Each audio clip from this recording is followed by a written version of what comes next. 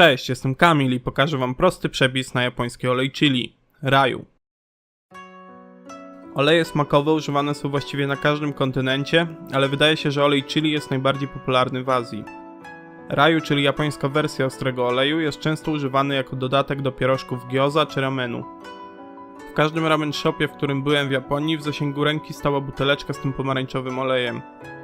Tym, co w nim uwielbiam i co według mnie wyróżnia raju od innych olejów, jest jego świeży aromat zielonej cebulki. Olej ten ma zastosowanie nie tylko w kuchni japońskiej, ale świetnie pasuje np. do naszych polskich pierogów. Polecam szczególnie ruskie z raju.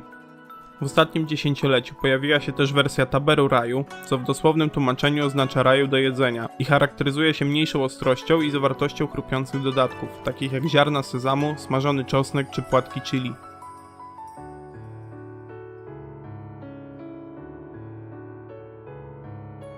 Składniki na około 150 g raju, 220 g neutralnego oleju, ja użyłem słonecznikowego, około 30 g chili. Możecie użyć albo świeżej, albo suszonych płatków, albo mieszanki obydwu. Ja użyłem 25 g świeżej i 5 g płatków. 15 g szczypiorku, dymki, 10-15 g czosnku, 5 g imbiru, 10 g oleju sprażonych ziaren sezamu. Czosnek, szczypiorek i chili siekamy drobno, ale bez przesady, żeby się za szybko nie spaliły.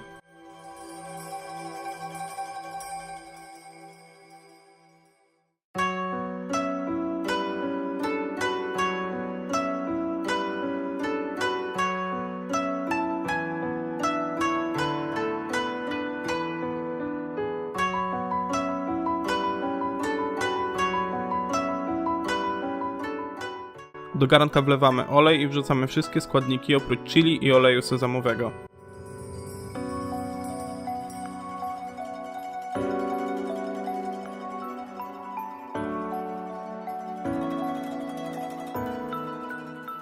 Podgrzewamy wszystko na wolnym ogniu.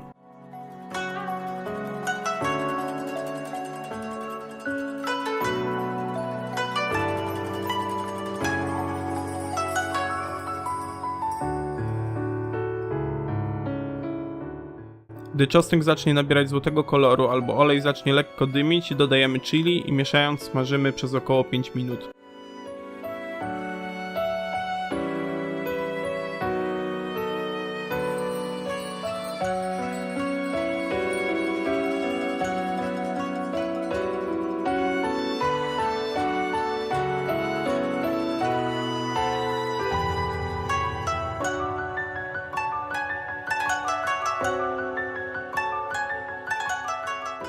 Celujemy w moment, kiedy większość składników zrobi się brązowa, ale nie przypalona i wyłączamy grzanie.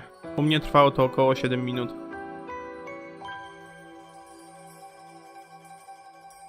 Czekamy kilka minut, żeby temperatura trochę opadła i dodajemy olej sezamowy. Mieszamy i zostawiamy do całkowitego ostygnięcia. Przestudzony olej przelewamy przez sitko do docelowego pojemnika, w którym będziemy go przechowywać.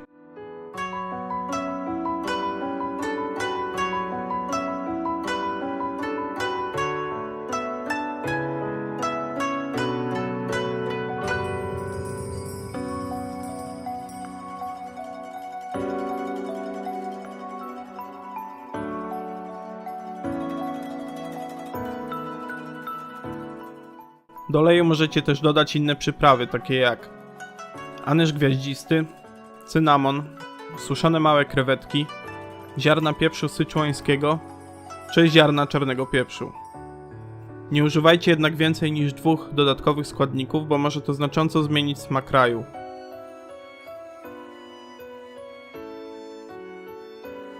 Dzięki za uwagę i mam nadzieję, że zrobicie sobie domowy raju. A kiedy już to zrobicie, będziecie dodawać ten olej do wszystkiego. Do usłyszenia w kolejnych filmach. Cześć!